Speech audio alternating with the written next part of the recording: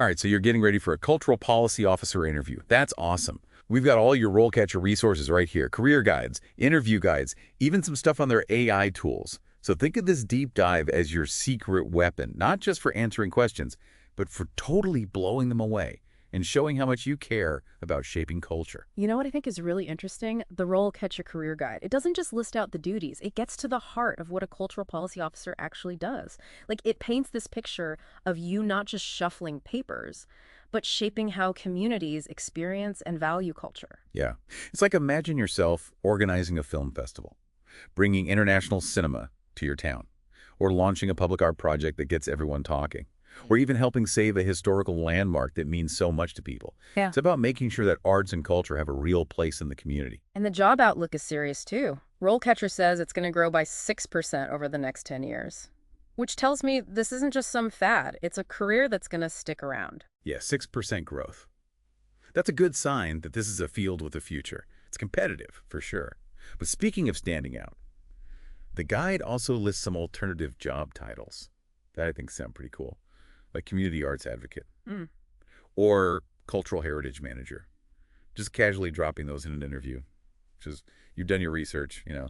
Little things like that can make you stand out. Now, we're not just going to give you all the answers, but let's take a look at some questions they're likely to ask. First one in the RoleCatcher Guide is, describe your experience working with cultural institutions and organizations. And this is where specific, impactful examples are key. Right. Don't just say you volunteered at a museum. Talk about what you actually did. Like, did you help organize an exhibit that broke attendance records? Or were you part of a fundraising campaign that saved a local theater? Those are the stories they want to hear. And try to use numbers if you can. Did you increase attendance by 20%? Did you raise $10,000? Numbers make it real for them. Plus, be ready for follow-up questions like what was your biggest challenge in that role and how did you overcome it? They're looking for problem-solving skills, so be prepared to tell a good story. Okay. Question number 2. How do you stay up to date with cultural trends and developments? Now, of course, you can mention industry publications. Yeah. But to really stand out, this is where you can geek out a little about your passions. Yeah, go beyond just the obvious. Are there specific blogs you follow, podcasts you listen to, even social media influencers who inspire you? Do you love a particular art critic's reviews? Share those things. It shows that you're really plugged into the cultural scene, not just reading what's required. It's like if I were answering this, I'd totally talk about, well, actually, I'm not going to give away all my secrets. What about you? Any sources you find yourself going back to again and again? Oh, tons. Actually, there's this. Okay. Before we get too carried away geeking out, let's move on to question 3. It's all about collaboration. How have you developed partnerships with community organizations to increase access to cultural programming? Specific examples are key here, too. Think about times you've worked with a school to bring art workshops to kids who wouldn't normally have access, or partnered with a community center to put on a free music festival. The RoleCatcher Guide actually gives some good examples to get you thinking. Yeah, and they might ask you, how did you make sure the partnership was mutually beneficial? Yeah, that shows you're not just using other organizations, but you're building relationships that help everyone. Right. Question 4 is where things get a little philosophical. How do you balance the preservation of cultural heritage with the need for innovation? This isn't about picking sides. It's about understanding that culture changes. Right. You could talk about how museums are using interactive tech to make their exhibits more engaging, or how contemporary artists are reinterpreting traditional art forms. Exactly. It's about making culture relevant and accessible for everyone, now and in the future. But before we get into more questions, can we talk for a minute about how RoleCatcher's AI can help you here? Oh, yeah. I was just thinking about that.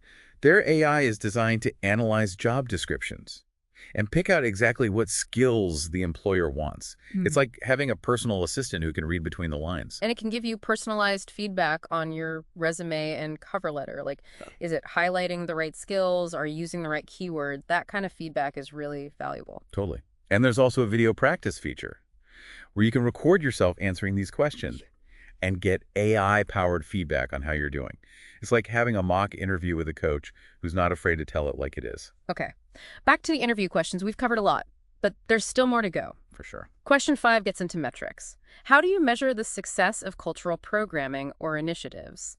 This one can feel a bit intimidating, but it's about more than just how many people show up. Yeah, think about the impact on the community. Did the program start important conversations? Did it inspire people to be more creative? Did it foster a sense of belonging?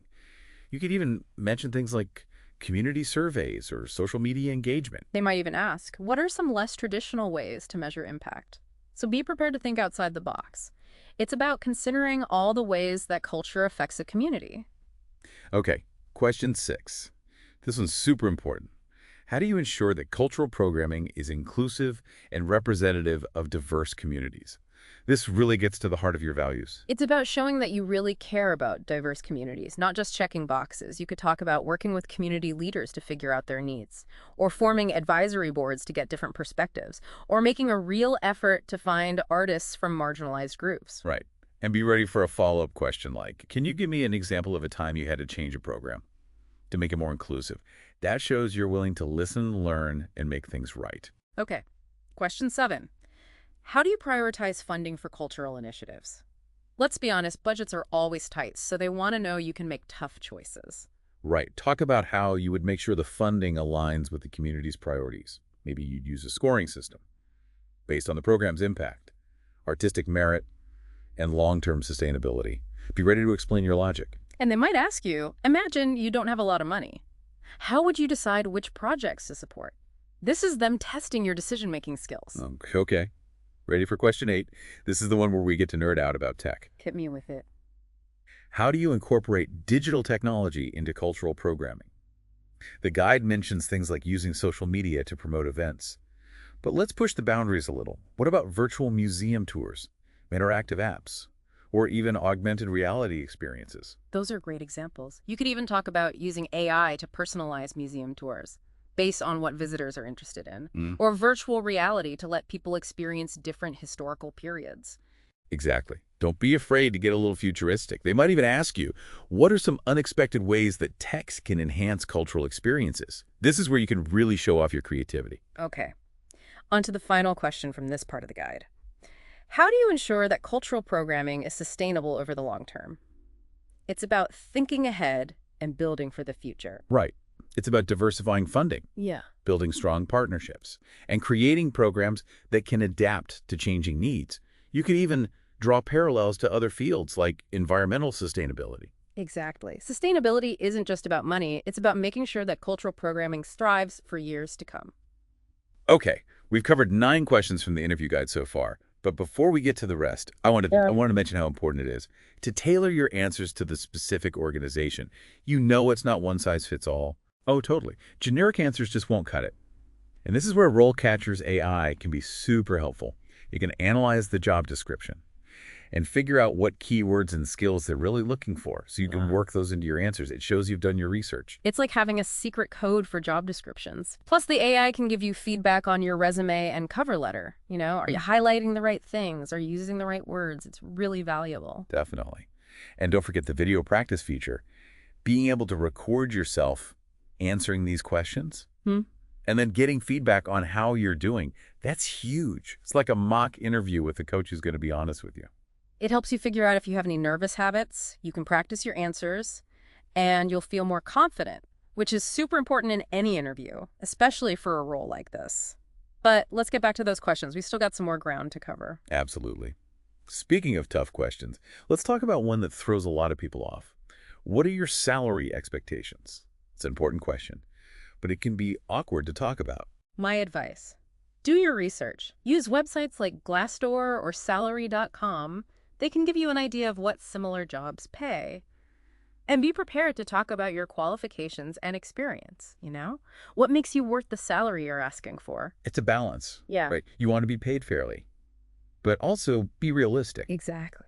Speaking of being realistic, the guide also mentions another common question. Why are you interested in working for this organization?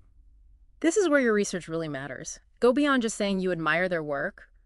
Dig into their mission, their values, their programs. Find something that really speaks to you. Right, like have they launched a cool new initiative? Do their values align with your own? Mention those specific things. It shows you've done your homework. Exactly. You could even mention a specific exhibit or performance you saw, something that made an impact on you. Okay, here's a classic interview question. What are your greatest strengths and weaknesses? This is your chance to show them what you're good at. Focus on strengths that are relevant to the job, like communication skills, the ability to work with others, your passion for the arts. And don't just list them. Give examples. Don't just say, I'm a good communicator. Tell them about a time you had to explain something complicated or convince someone to see your point of view. And for weaknesses, be honest, but choose something you're working to improve and frame it positively. Like you could say, I sometimes get so focused on my work that I forget to take breaks, but I'm learning to set boundaries. Yeah, it shows you're self-aware and that you're always trying to get better. Okay, here's another tough one. Tell me about a time you failed. Nobody likes to talk about their failures, but this is a chance to show how you learn from your mistakes. Choose an example where you messed up, but explain what you learned from it and how you use those lessons in the future. Exactly. They're looking for someone who can adapt and grow. All right, let's shift gears a bit to some questions that might seem lighter, but are still important. Like what? What are your hobbies and interests outside of work? Oh, yeah. This might not seem related to the job, but it gives them a chance to get to know you. It's a chance to show your personality. Don't be afraid to share what you're passionate about, whether it's trying new foods, volunteering, or even something a little unusual. And finally, almost every interview ends with this. Do you have any questions for me? This is your chance to show you're really interested. Don't waste it. Ask thoughtful questions about the team dynamics, their goals for the future. You could even ask about the interviewer's experience. Right. Avoid asking things you could easily find online. Exactly. Like ask about their vision for cultural programming or about opportunities for professional development. It shows you're thinking long term. But before we wrap up this section, I want to go back to something from the RoleCatcher Career Guide, something that really stood out to me. It was that section about the possibility of like international work and travel in this field. It really caught my attention because it speaks to how global culture has become. Oh, absolutely.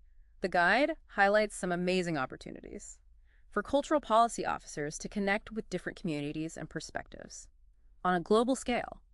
Like, imagine working on cultural exchange programs, promoting international collaborations, or even helping to shape policies that address global challenges. That sounds incredible. It's about broadening horizons, right? Learning from different cultures and contributing to a more interconnected world. Yeah. I could see why someone who's passionate about this field would be drawn to that. And it's not just about traveling to cool places, it's about bringing a global mindset to your work, no matter where you are.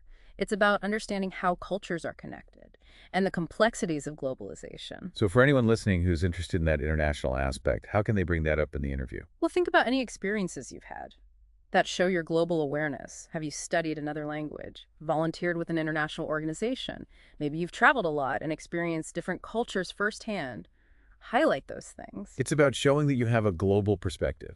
Exactly. And who knows, maybe you'll end up working on projects that span continents and connect people from all walks of life. That's amazing. Well, that brings us to the end of our deep dive on preparing for a cultural policy officer interview.